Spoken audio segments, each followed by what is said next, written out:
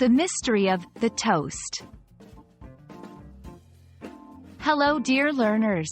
Today, we are diving into a common English phrase that might seem a little confusing at first: the toast.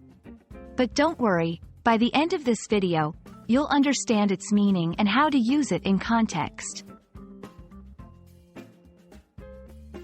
The toast can have multiple meanings depending on the context in which it's used.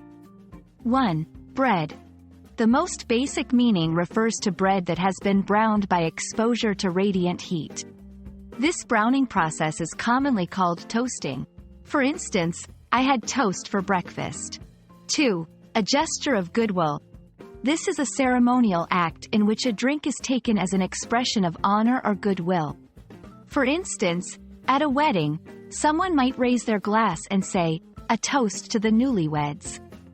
3. Being doomed or in trouble. This is a more informal and slang use of the term. If someone says, "You're toast," it means you're in big trouble. Now that we understand the different meanings, let's see how we can use the toast in various sentences. 1. Bread. She spreads jam on the toast every morning. 2. A gesture of goodwill. They made a toast to their 50th anniversary. 3. Being doomed. If he finds out you broke his laptop, you're toast. 1. Confusing the contexts. Remember, the context determines the meaning. Saying, "I ate a toast at the wedding," can confuse listeners.